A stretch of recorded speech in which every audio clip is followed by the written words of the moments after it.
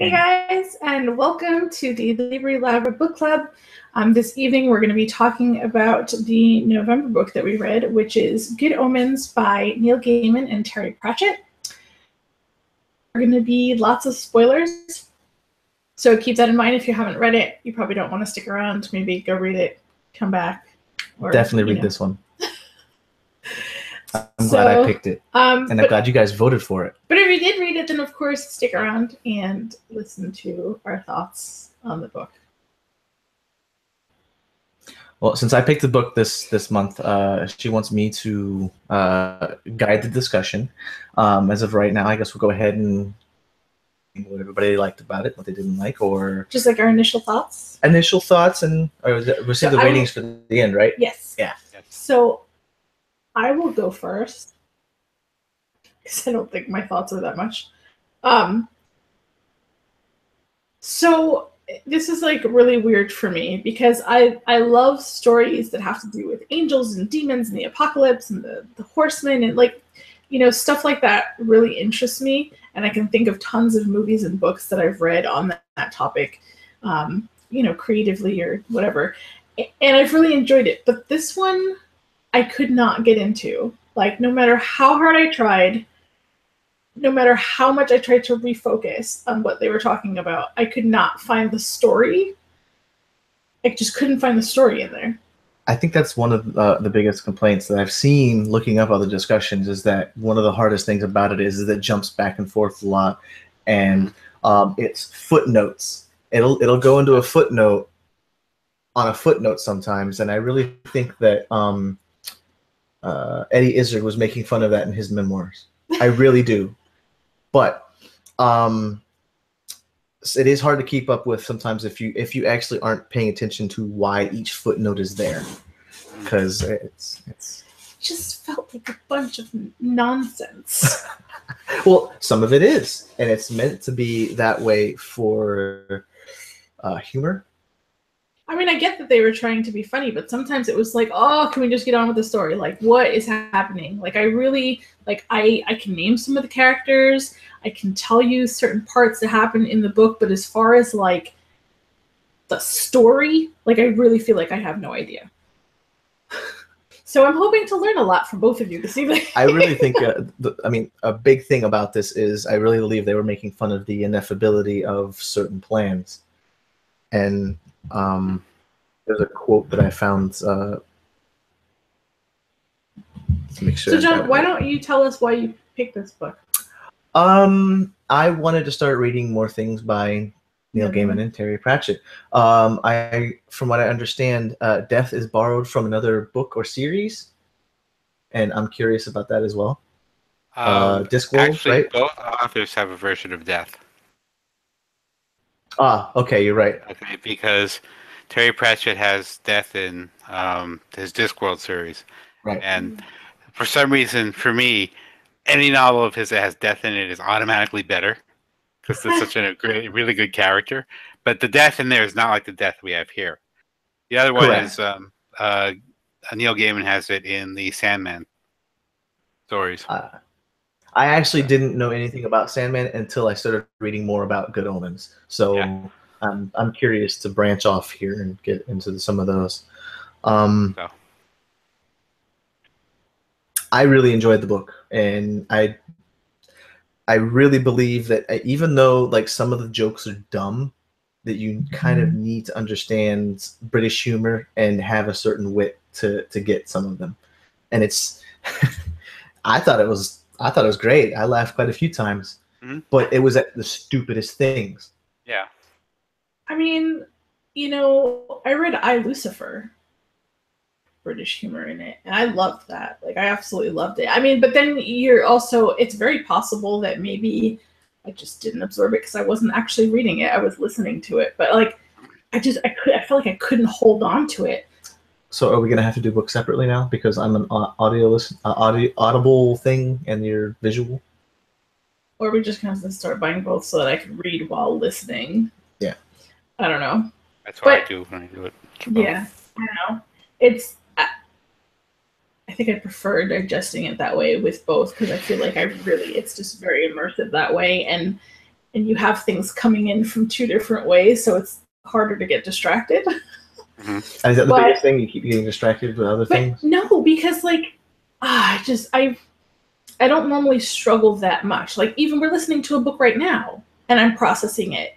But it was just the way it was written and those tangents. Like I just couldn't stay interested. There were plenty of tangents. So that's true. Just no. Tom? I somehow suspect that if the authors were who they were, they would have had a better editor and they would have locked down on a lot of that stuff. Because some of it's like, yes, funny, it's a good, but it doesn't really advance the story. So it's just making the book longer. So I can see Desirai's point. Right. No, there was definitely some unnecessary things in there, but it was in order to get you to relate to certain events a little bit more. Oh yeah. Or like I said, it's, this is a good bit. Let's put it in. All right, So, but what was I going to say? I mean, there's something to be said about being, just being creative and not having the restraints of having to edit things down because somebody else said so, and I don't know. I think editing would have helped it. I really do because a lot of times they'll make reference to something that occurred like at least 100 pages back, and it's remember that see like the one was the one kid, the one who became a football player, and he was like the third child. He's probably raising prize winning fish. And then later on he introduced the catch. See, you were right. So you have to pay careful attention. Though it's hard over that number of pages to keep track of all those little details, but they are in there. So I wouldn't mind reading it again just to pick up on all the stuff I'm sure I missed. Yeah. So I actually listened to the Dark Tower. What's the Gunslinger? I listened to that one twice because I took that on a trip and listened to it, and there was so many things I had missed the first time. Mm-hmm. So I would definitely is definitely a good candidate for a reread. Mm-hmm. I think that I don't know who I was talking to somebody at work, and they were like, Terry Pratchett is very tangential, or I don't know. I don't remember what they were saying, but I think they were saying that maybe I didn't like the Terry Pratchett part of the book. That's probably it, because he, from what I've seen, I would like to now read more Terry Pratchett books. But from what I've seen in the discussions and everything, a lot of people complain about because he goes into detail on the specifics. So it's and you really do have to actually think about whether or not he's being funny or he wants you to know a specific detail at that point in time. Probably both. No, I'm serious. Probably both. Having read a few of the Discworld novels, that's usually the case. Okay, cool. It's still, I'm still willing to check out some other Neil Gaiman stuff. I heard his Norse mythology book was awesome, but I don't think that's, American Gods is good as well. Yeah. But don't read it if you don't want to spoil the series. If you're watching the series, don't read the book, obviously, because it'll spoil it. We've started both of them, right? We did, yeah. No, we didn't start the TV show. Oh, so well, then I must have caught the TV show. While Jeff was watching it. And of course, there's the Sandman comics, which should be read too. Read. But check those out. I was reading some. I don't think I saw this in your review, Desiree, but I did see it on the one above yours on my feed, where he's like, "I don't get what the book is about." It's like, how could you not get what the book is about? It's about the end of the world. I mean, what? I don't see how hard that is to. Because I think I saw that review and I totally agreed with it. Yes. And you liked it. That's why I mentioned it. That we just don't get the details. Like, I understand that there was like a whole thing with the Antichrist and the end of the world and the angel and the demon and this thing that they do, but actually happened. Like, I know Adam was in it throughout the whole thing, but I can't tell you anything about him. He was the Antichrist. I understand that, but that's like literally all I know about him. Like, that's it. Do you know who the them are? No. It was his entourage of little kids that followed him. Yeah. And it was His kind four of like a horsemen. natural progression into how he became like their little leader. And it's funny how like the different things that they say and come up with. And he's like, And how? Go ahead. no, we listened to it. So we had. Did you listen to it as well? I listened as well as read it. Yeah. Same Marvin, time. what was the Martin, I can't remember his name. He was really I good. I really enjoyed his narration because, Yeah. like, I mean, he had a different All character, the a different voices, voice yeah. for each character, and he actually made them sound like different people versus Oh yeah. having the same voice for three different guys like some of the other narrators do. Mhm. But his portrayal, Shadwell, was amazing. Hmm. Oh yes, the Sky. It sounded Scottish to me, but I don't think he was. Well, I mean, even Witchfinder most of the Sergeant. Brits can be from Scotland, right? And then, like they kind of like meld somewhere in between there. Yeah, that's what I said. I don't think he was from Scotland, but to me, No, he I said would you agree it can, was. like Yeah, a Scottish yeah. person. So, I can see. Yeah, I was fine with it. Mm-hmm.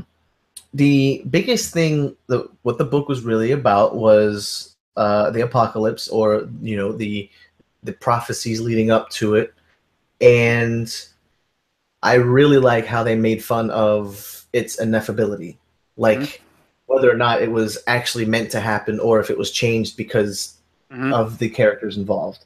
That's where I come across this one quote that I was trying to bring up earlier. It says, "It may help to understand human affairs to be clear that most of the great triumphs and tragedies of history are caused not by people being fundamentally good or fundamentally bad, but people being fundamentally people."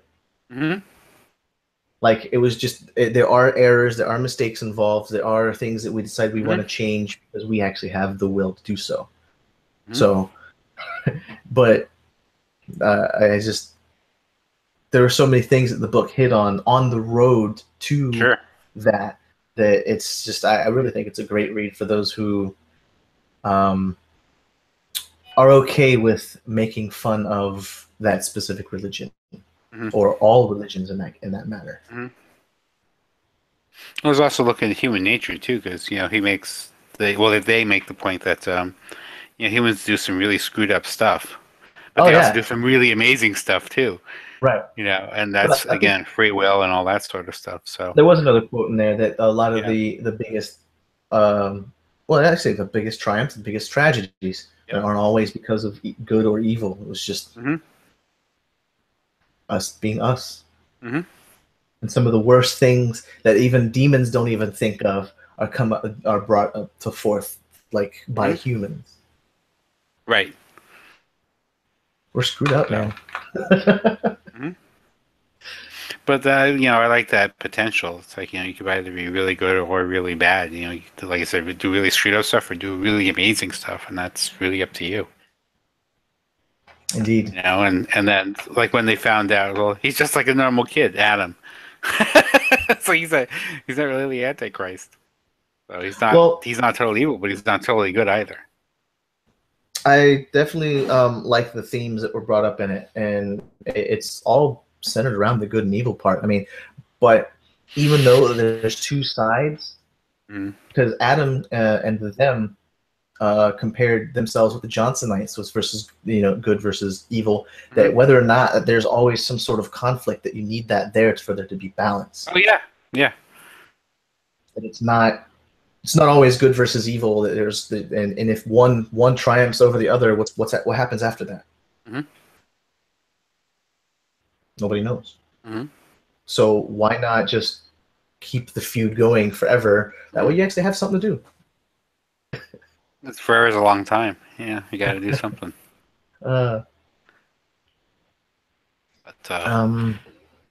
Let's see.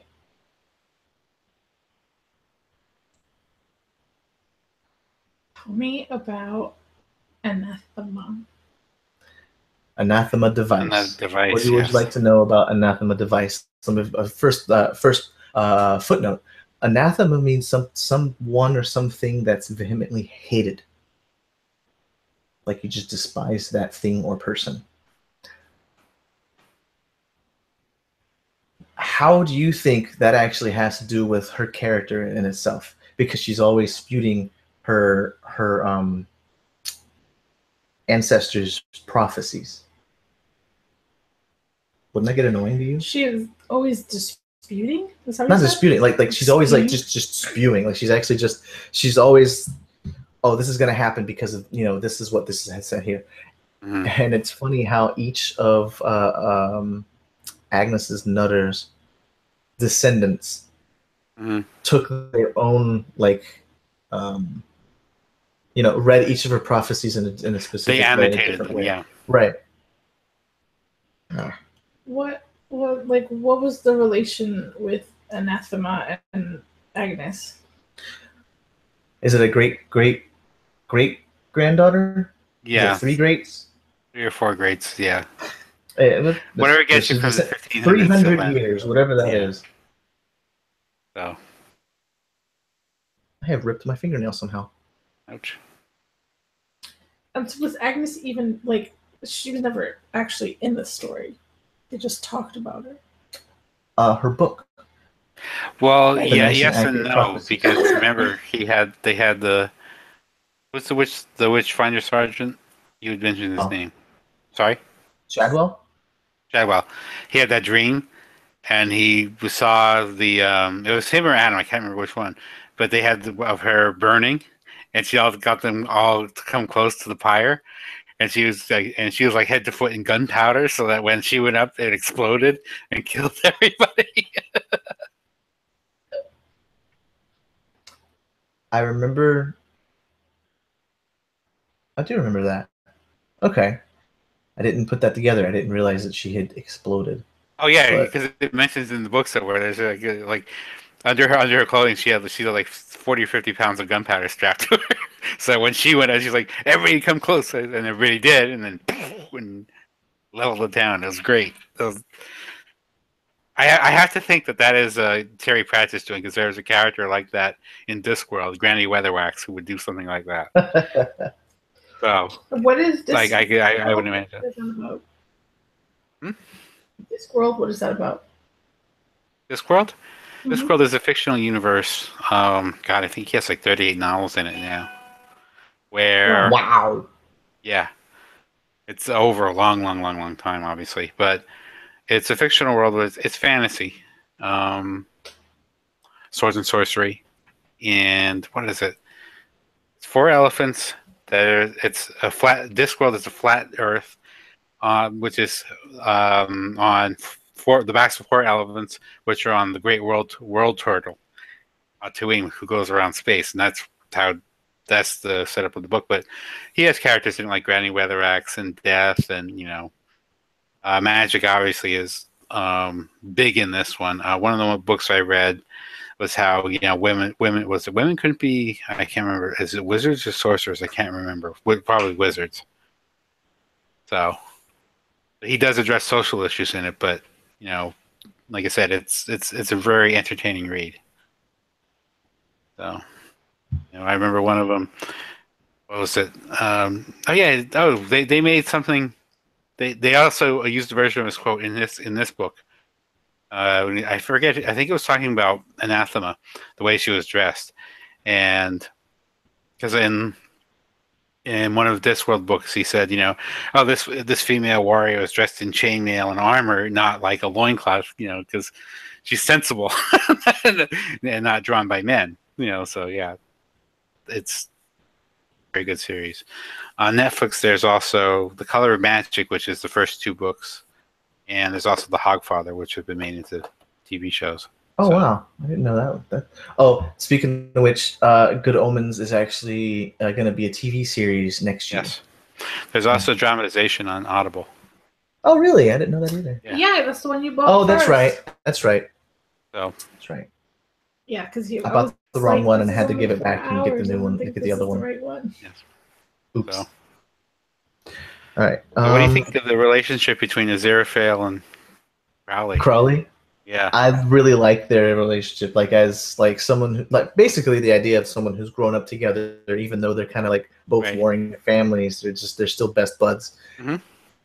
I think it's still funny that they still poke fun at each other all the time. Mm-hmm.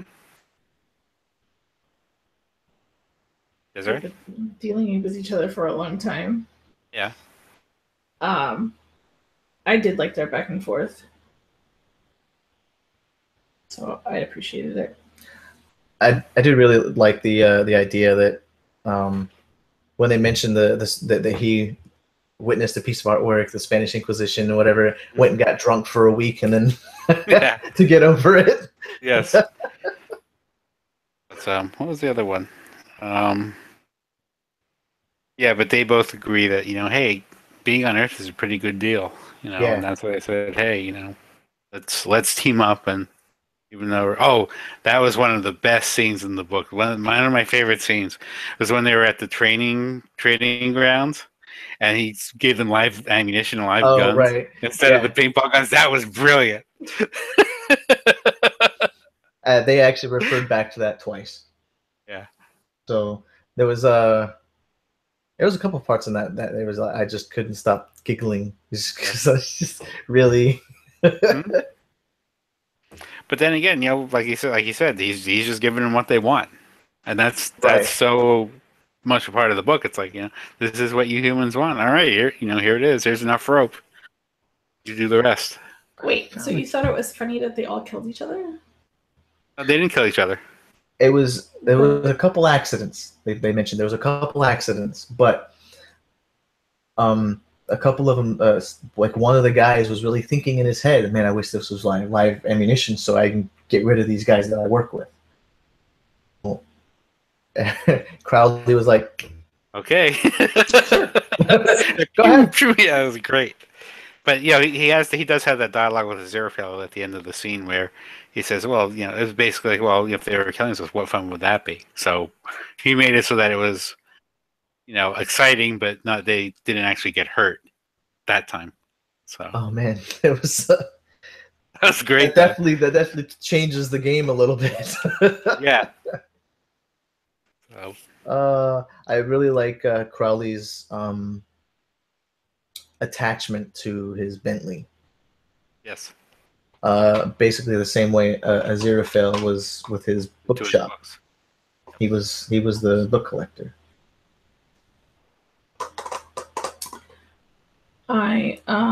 Who are the horsemen? There was like one chick, right? That was war. War. And then there was famine, pollution. Pollution took over after pestilence kind of took a backseat. He was tired. And pollution was younger, so he stepped in for pestilence's place. Yes. And then death. Yes. Death was very depressing. Was he? He was just very humdrum. He was just I'll be seeing you soon. Didn't want to. He didn't care. Yeah, but with death though, they slide a lot of lines past you that he's like, wait, what just happened here? Yeah. Like one of the ones was when he was playing the trivia game, and they said that Elvis had died. And it's like I never laid a hand on him. Right. Yeah. It's like that had nothing to do with me.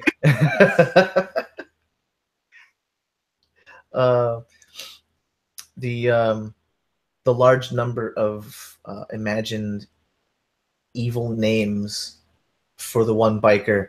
I'm sure Desirai got really tired of that one too. Ugh. With the names? Yes, I remember that part.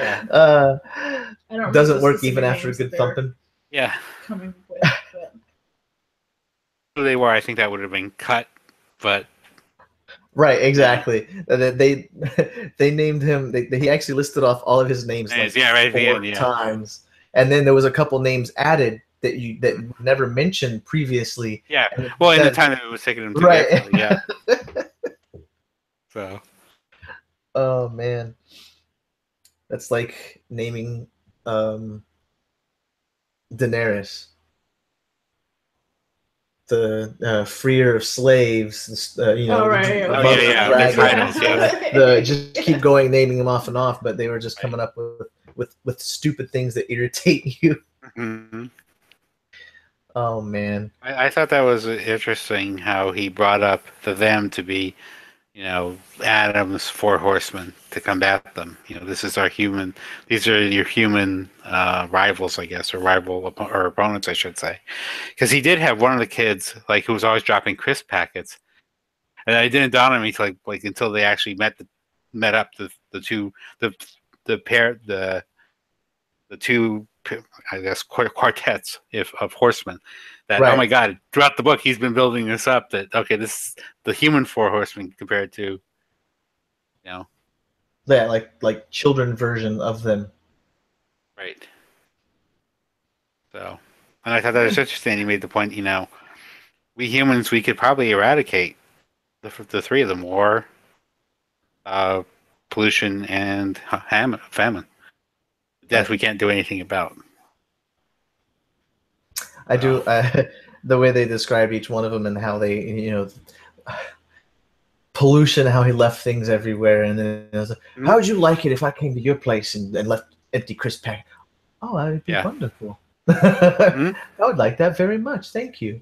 Yes, but yeah, he does. They do draw. I think what are the classical four horsemen though? They just updated for modern times. They are recognizably. That's why Pestilence had to take the back seat. Yeah. My coworker actually has a cat named Pestilence and a cat named Famine. There you go. I think it's funny. I also like that they actually how they described each one of them and how you figured out who was who by not ever naming them.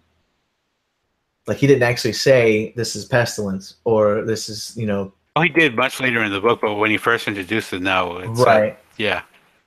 Kind of rhymes with examine. Yeah.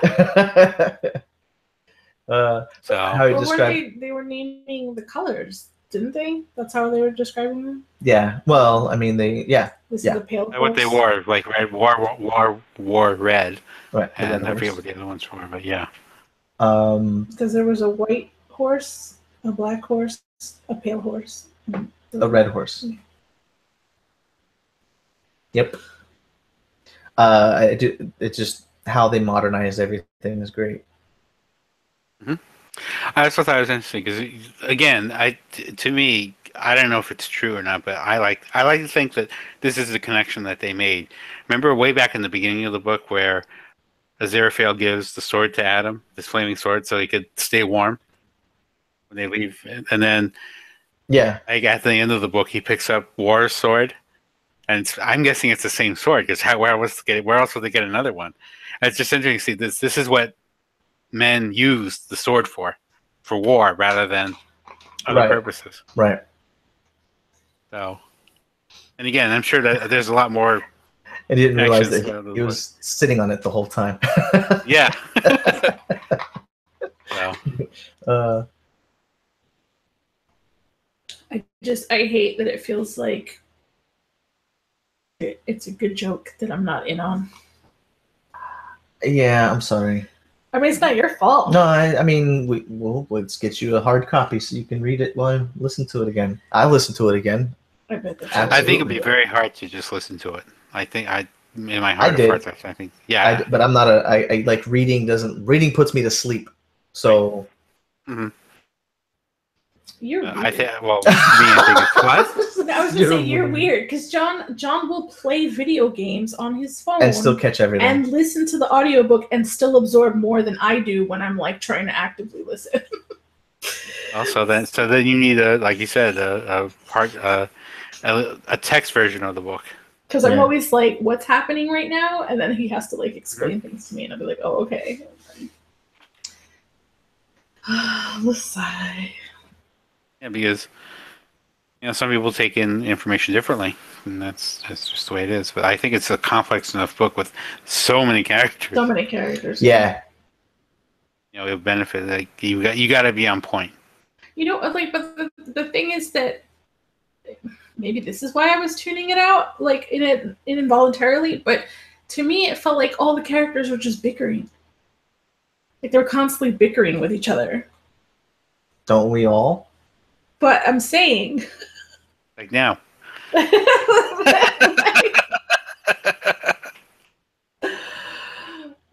that's why I was just Well, like, I don't know. I think it's more contrary. Having contrary points of view is not the same as bickering, but I could see how you could get it from that. You know what I mean? So, because that's the whole point of the book is that juxtaposition of good and evil. Good, You know, Yeah, it's themed all the way through. Every different character has a different theme that they fall into. Right. So, although one of my favorite characters was Miss Tracy, especially as she was voiced by the narrator. That was brilliant. Yeah. Can I get a cup of tea, love? It's like, yeah, it was Shadwell. It's like, get away from me, you whore of Babylon. And it's like, all right. Oh yeah, he would like sell it all like the worst language whatsoever, and Yeah. and she's like, "We'll have no more of that, Mr. Shadwell," and then move on. No offense taken, nothing. She's like, "Just stop that right now, and then we'll go about our day." Mm-hmm. Yeah, that was an interesting relationship. That was one of my favorites in the book. But, yeah, they have these pairs. They have these, like a duality. If there's one, you have a match. You have a match set somehow. Yeah. So I thought it was interesting. The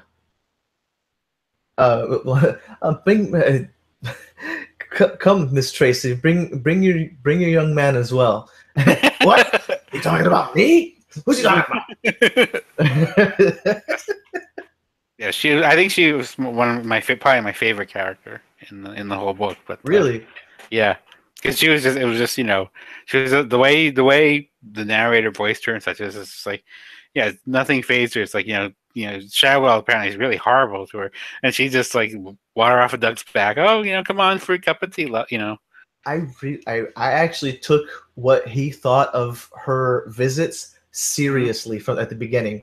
When it finally came out that she was just a reading fortunes, I probably internally giggled for like 3 minutes because he's always the harlot. He's always saying about how And that was funny because like when he actually has to stay in her bedroom and they describe it, it's just it's just so regular. It's like this is what you're all upset about, right. So I think that actually played a really good part in their coupling later on. Is that he finally realizes that she's not really what he thinks. Right. Who was your favorite character? That's hard. I don't think I have one. I don't think I the end. When I finished the book, that was it. I don't think I got the end. Hooray! No, any of the characters enough. I don't know. I actually have 2 more answers for this, but I'll let John go. Oh, do you?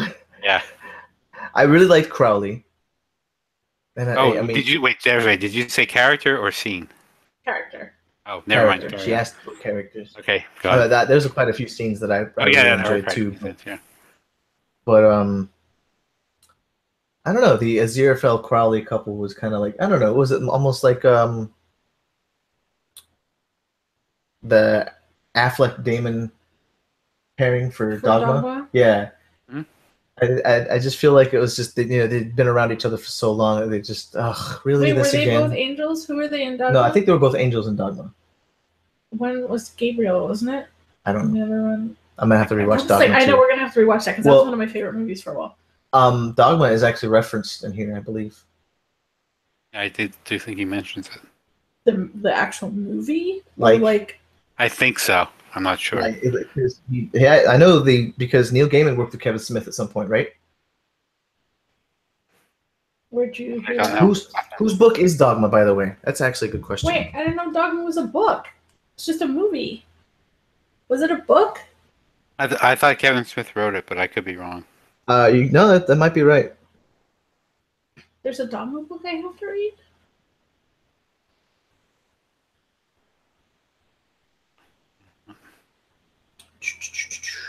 Let's get to the bottom of this right now. Yep, it's in paperback. Oh, 1357. Why? Because you watched the movie first? Alan Rickman was the Metatron. The Metatron, I know. I really like the Metatron in this one, yeah. The Good Omens too. Again, that was one of the best parts of the book. It's like, well, oh, we have to do this. It's like, well, if it's ineffable, how do you know that that's the plan? It's not ineffable. It's the great plan. Yeah. It's not the ineffable plan. Because now Well, you just made it effable. So, you know what it is. It's not I think that's the ineffable. biggest So, yeah. joke in the book, though. Like the whole thing is just leading up to how ineffable the plan was supposed to be, but it was screwed up by a mere human. So is Dogma a book? But I don't know why. I mean, it could be a book not having anything to do with the movie. This is true. Well, I found something called Dogma by Lars Iyer. What's it say it's about, though? I don't know. I'm having a hard time loading anything right now for some reason. Dogma. But see, there's so many books about Dogma that it's kind of hard to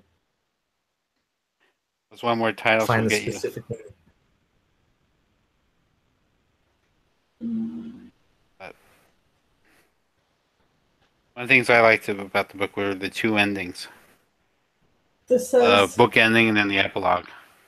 This says part Nietzsche, part Monty Python, part Huckleberry Finn. Dogma is a novel as ridiculous and profound as religion itself. Do you remember who God was? Yes. Alanis Morissette? Yes. I think they have that movie. Like, I think I've Yeah, we do. Yeah. I'm more than certain. I don't know. I love that movie too. Don't run. Mm-hmm. Don't run. And Chris Rock was it? You didn't say bless you. No, not Chris Rock. There was a lot of names in that movie. Wait, who was? Chris Tucker? No. Chris Rock was in it. Was Chris Rock? Okay. Okay. Footnote. End of footnote. We don't want to tangent too far, huh? There was a question that I found that I wanted to ask. Now I can't find it. I don't know what I did with the page. While you're looking, I really like the ending with Crowley and Aziraphale driving off, and they actually get to play something else other than Queen in the cassette tape. It's like that was great. It's like, and it's like, well, they have an epilogue. I mean, that's good, but I don't know how they're going to top that. But they actually did, because the actual ending of the epilogue was fantastic with Adam, and then it's really about a summer and a boy and his dog. And that's it goes back to with Death, where he says, "Oh, so just normal entropy then." Oh man! And then it's like, these times they won't last, and enjoy them while you can. I thought that was the best part of the book. Yeah, I agree. So, all right.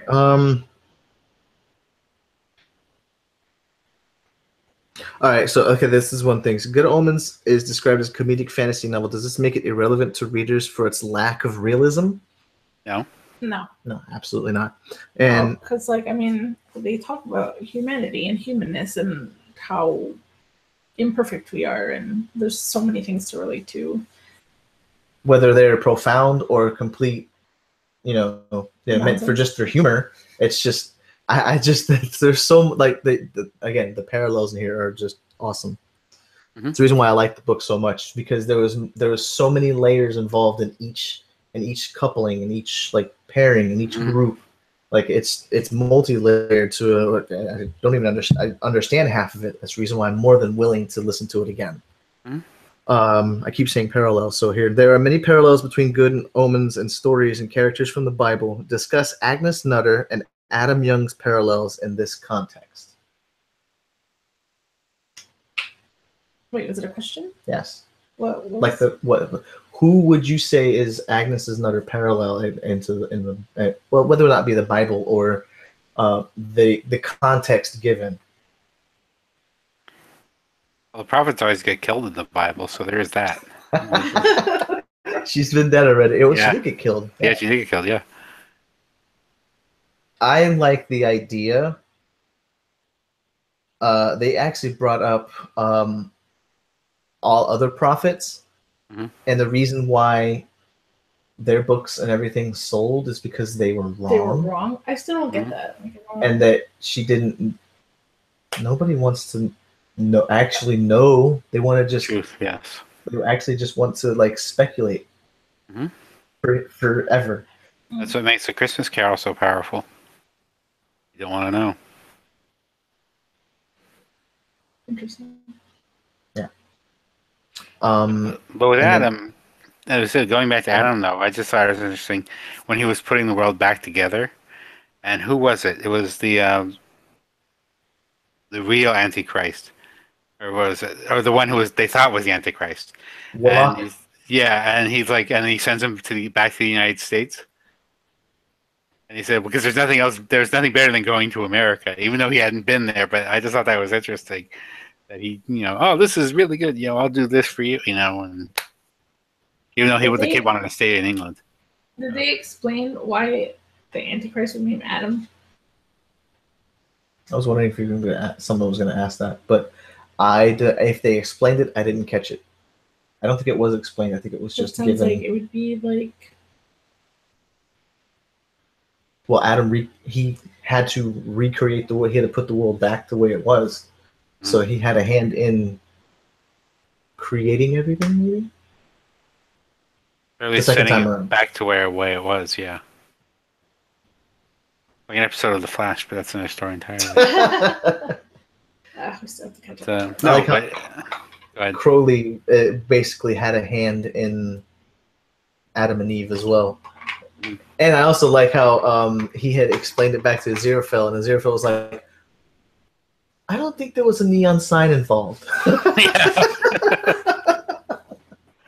But no, if you go with why is he named Adam, Adam obviously it was in the book as the first man, and Adam essentially is the first man of this new world that he's created. And I think that what was it?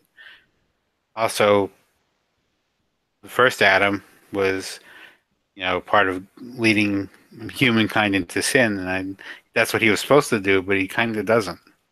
Well, this is where the switch, because they were following Warlock forever, and Adam actually had a rich, nice upbringding in a small town. He had a normal upbringing. So he was a mediocre human through and through. Like he even had like idiosyncratic ideas about like how things should work. Mm-hmm. Everything was dumbed down to his level, and it was it was kind of funny. Mm-hmm. In what we're dealing with at this point in time, but also too, it was interesting because, how in his naivete, and not to say that these movements are naive, but if you go too far in the other direction, what does that give you? It's like in this case, in the book, we have the Kraken attacking the Japanese whaling ship, which I'm sure a lot of people would say is justified, but it's like that's the other side of the coin. Is that better? And his wanting to help, I think he goes overboard on the other side. So. Well, where in this book do they not go overboard? That's true. On anything. Fair point. Yeah, fair point. It is Pratchett and Gaiman after all, so yeah. Have they written other stuff together? Not that I'm aware of, no. I think this is it. I think what was the story? It was that I forget which one. They said they wrote half a short story and then they sent it to the other one. And they say, well, I don't know how it ends, but I think I know how it goes from where you left off. And that's how they started the novel. So I think it was Gaiman who sent it to Pratchett. As a writer, I'm sure that's a fun process. All the quotes in there are great. It's just so on human nature. It's just, I don't see what's so terrific about cheating people as them getting upset because they act like people, said Adam. Right. Anyway, if you stop telling people it's all sorted out after they're dead, they might try sorting it all out while they're alive. Mm-hmm. But what does that mean it's all sorted out when they're dead? Say something, this person does something really bad. Okay, well then kill him, or if he dies, God will sort him out afterwards. Right. Rather than him trying to make up for it now in this life, in life before he dies. It's just, I agree. It's just always giving people that out. And then on God does not play dice with the universe. he plays an ineffable game of his own devising, which might be compared from the perspective of any of the other players, being everybody, to being involved in an obscure and complex variant of poker in a pitch-dark room with blank cards for infinite stakes with a dealer who won't tell you the rules and will just smile at you like he knows something that you don't. That's messed up. But it's all, like, all of them. Like, all the quotes, like, just... They all have meaning, like a second layer of meaning. Now, why was Agnes Nutter seen in the pyre and winking at Adam at the end? The smoke that was coming from the house that Anathema and what's his name? Newt? Pulsifer. Newton Pulsifer. Yeah, yeah. So what significance did that have to the story? I took it to mean, hey, you did it. Well done. You know, you prevented the end of the world. And of course, go ahead. She saw everything coming, right? Like it was one of her prophecies that he ended up doing what he did. Right. It was like an acknowledgement. I thought it was like a thumbs up, well done, sort of thing. I don't know. That was my question. I didn't come across that. I was just curious why that had any significance in there. But also, too, maybe Agnes Nutter is God in this case. Because if all the predictions are true, she knew everything. Yeah. Yeah. Again, going back to God's debris, which I just read, you know. Right. Is it, you know, just because does God know everything, and if he knows everything, is there such a thing as free will, and, you know, that sort of thing? Is there such a thing as choice? I did like God's debris for, like, the how it specified how everything was, like, because of probability, everything exists for a reason. And if you flip a coin, there is that one in however many times you flip that coin chance that it'll end up on its edge. Right. But that's basically how they describe us being a thing. It's just probability. I did like that. And why won't this load? Yeah, because you could make the point, you know, yes, the chance of life appearing on any one planet is very, very small. There are a crap ton of planets around, so that increases the odds, so it balances out.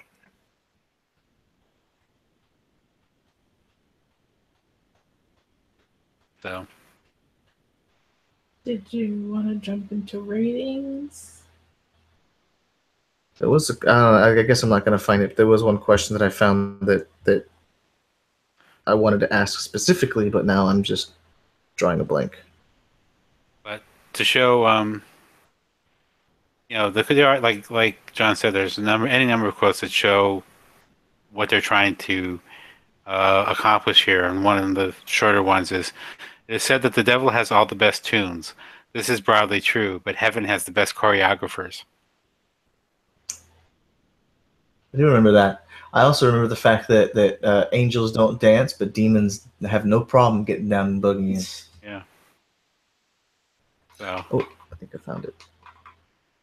That goes to show you, it's like, you know, they need each other. They are in I don't know if it's a symbiotic relationship, but it's a relationship where, like I said, if there's only one of them, you know, what would happen then? So one of the questions that I saw was about Warlock and his upbringing. We're not actually told much more about his life after Crowley and Aziraphale realized that they were watching the wrong kid. So Warlock had a groundskeeper that was nice and teaching him things, and then an inside nanny that was trying to teach him to be evil, and none of that was working. Yes, it was clearly Aziraphale and Crowley would regenerate, well, not regenerate, but reappear every few years as something else. And had like zero influence on him. It's his influence, yeah. I actually was confused at one point because I thought the dog had attached to the wrong person, but that was how we actually figured out that Adam was the right person. Right. And how he recreated Dog into the image that he wanted him to be.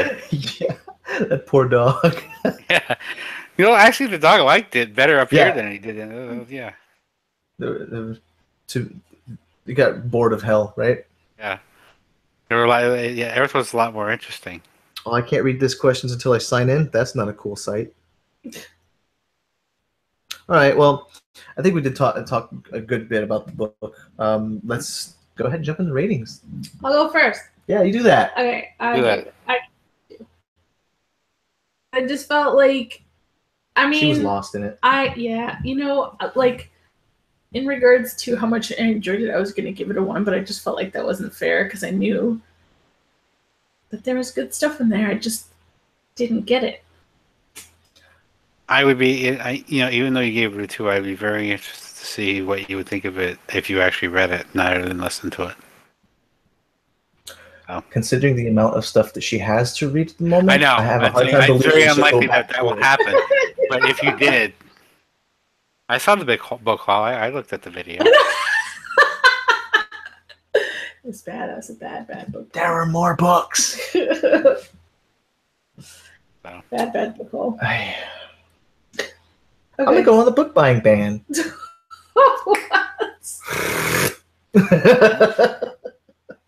They just.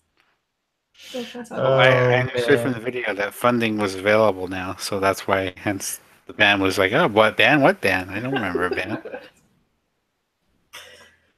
So what did you give it? I haven't rated it yet, specifically because I know that every time I talk to Tom, I like the books more. Oh, okay. So it was going to be a 4. Are you changing it to a 5? I think I am. I have to balance out your 2 stars somehow. Nah, it's 3.75 maybe. Yeah. So, but I mean, when I'm rating stuff, I have to look at the Goodreads little sayings just to ask myself, did I think it was amazing? Did I love it? Did I like it? Did I think it was okay? Well, I definitely loved it.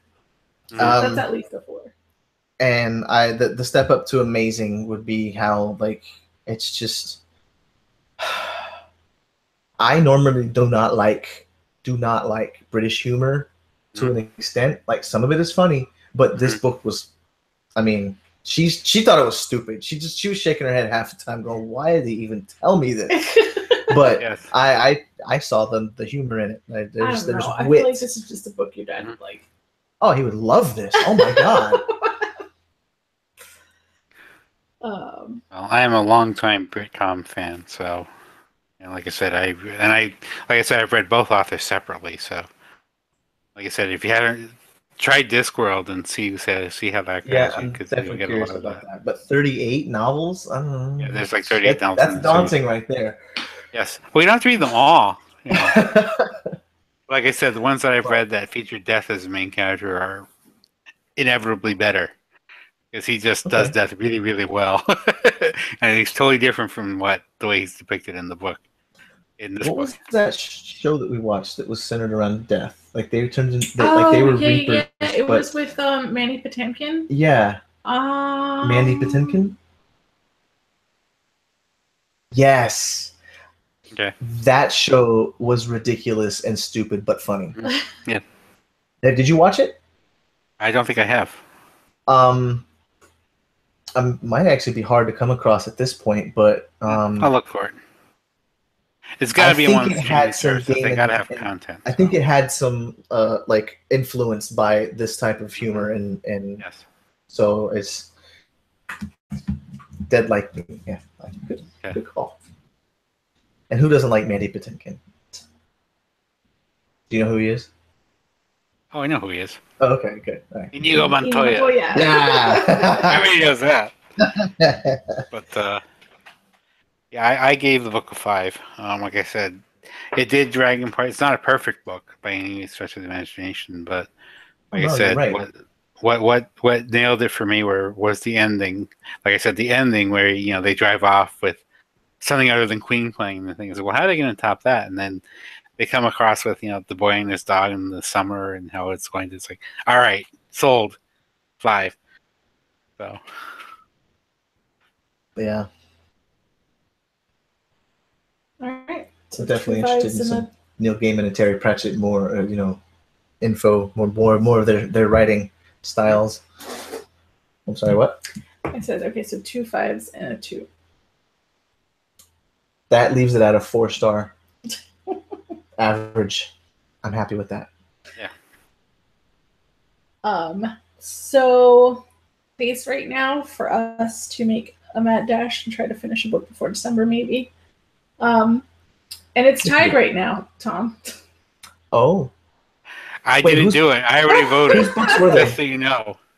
They were Kelly's. Okay. Kelly's picks. So what do we have going on right now we've been for listening, the Kelly. options?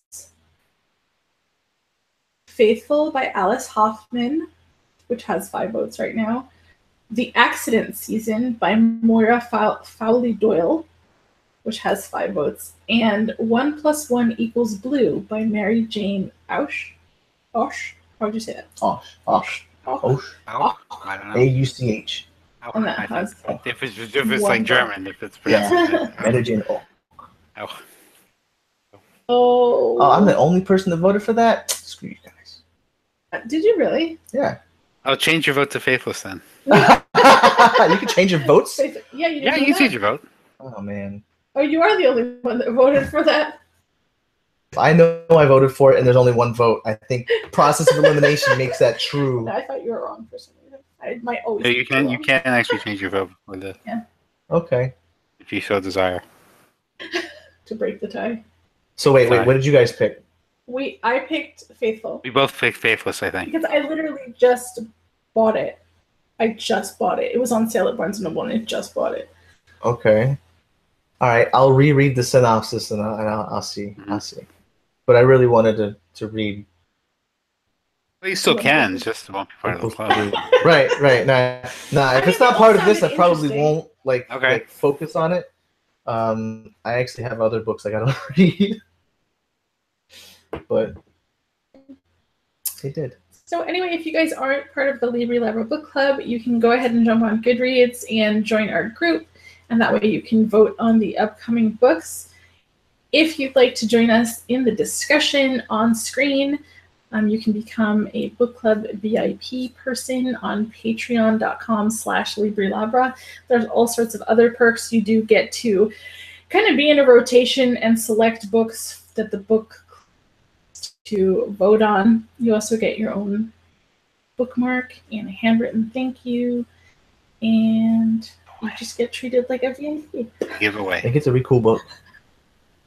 Oh, right, and now we have are basically going to range in all different ways. They're all going to be bookish, though. They're going to be bookish related somehow.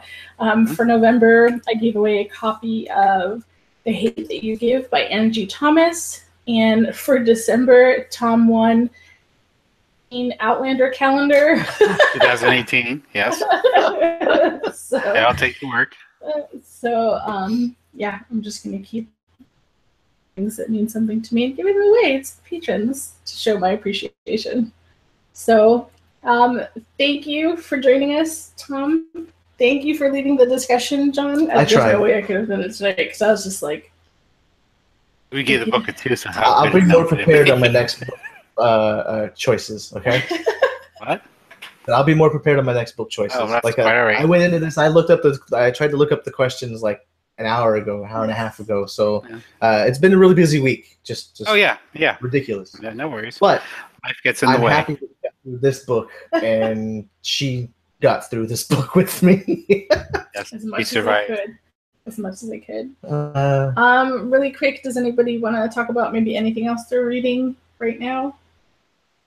The compound effect on rereading that. So it's just making sure the little habits you do every day build on something that you're working towards in the future. The compound effect was really good. I enjoyed that one. I gotta stop rereading books. Some people like doing that. Yeah, it's perfectly fine. More information out of it the second time. I don't want to. Yeah, you need to stop. But Slow down. Books I've reread: The Fall of Reach, All Our Wrong Todays, and November 9th. All Are Wrong Todays. Tom Are didn't like any that of them one. Colleen Hoover? One. Yeah, November 9th Oh, is okay, Colleen good. Hoover. All right, carry on. Then. I just wanted to make sure. Yeah, I just want to make sure. It's like, 'cause I know she's all about Colleen Hoover. It's like, if that's not one of them. Because I wanted John to read it so bad, so we reread it together. We listened to it. Right now, we just started the Bird Box.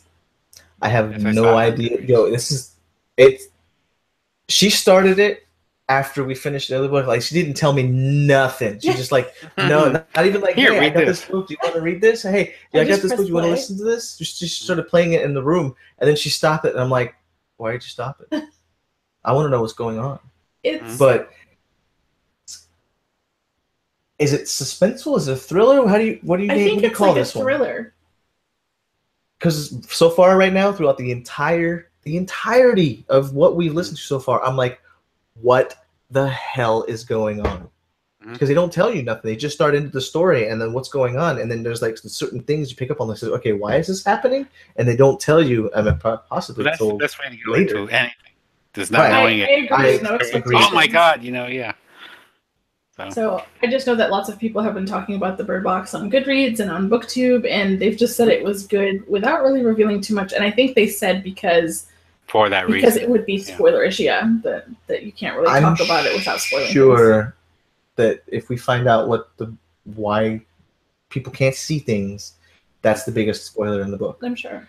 And you're wondering about this the entire time with the characters, because some of the characters are all like, why are we doing this? Right. But whatever, man. I guess we'll find out in the next weeks. How about you, Tom? Let's see. Well, as you know, I just finished God's Debris. I also finished. I didn't quite like the initial premise of the book, but the way it was worked out, I thought was good. Okay. So I gave it a 3. I enjoyed that one. That helps, yeah. And but that's what you have to return to and contemplate rather than one afternoon and be done. So I also recently finished for my brick and mortar book club the Tumbling Turner Sisters by Juliette Fay, which I would classify as a young adult novel. But because it's the main characters are a set of 4 sisters who, because their father has an accident, he can't work anymore, so they go into vaudeville.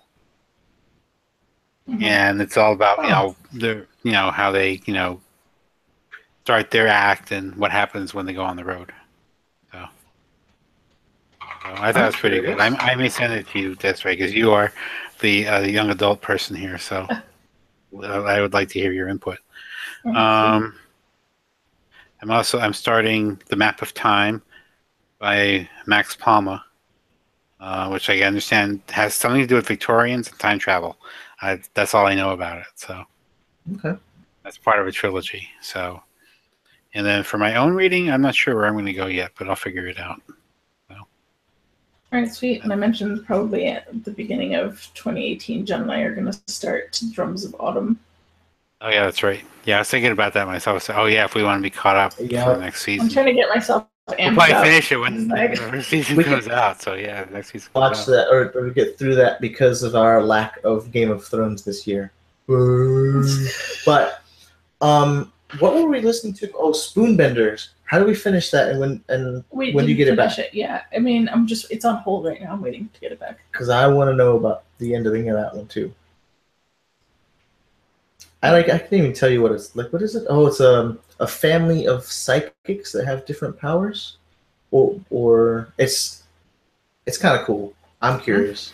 It was like on Amazon's editor's pick or top 10 of the year or something, top 20. Yeah, so all the top 10 lists are out now. Yeah. I only read 2 of the Goodreads ones, so I was like, okay. I'm sad that All Our Wrong Todays didn't win for anything. Yes, and ditto me for Lincoln and the Bardo, but oh well. Oh, I'm surprised. Lincoln and the Bardo had. It was close. Standards. It was within 1,000 votes, but yeah, it made a good showing, but just didn't make it. So we read it. It's her fault. My fault. You didn't like it either. I didn't even rate that one. Now that you're mentioning it, though. No, I left a review, but I didn't rate it because I really felt like it deserved a better rating than what you're going to give it. Yeah, and I just didn't feel She's like too nice to give it a 1. Yeah. Desiree will not give any book a 1. That's except what's going on here. If it's a no rating, you can assume it's a 1. First Life. I don't understand the hatred to First Life. Oh, I really don't. First Life. I really don't. First Life. I thought was terrible. I can agree with her on that. But I think you even gave it a 2 or a 2.5. I gave it a 1. Yeah, I know. But I rarely give things 2s, but yes, that's one of them. All right. So, and on that note, thank you so much for joining us. Hopefully this tie gets broken soon. The voting ends on Saturday, so we'll know what book is coming up next. No pressure, right? But I'm going to have a break during Christmas, so I'm going to get a lot of reading done. Yep. All right, guys. Well, thanks for joining us. Yeah, guys. Happy holidays. Happy New Year. Happy holidays. Happy New Year. Good night, Dom. Night.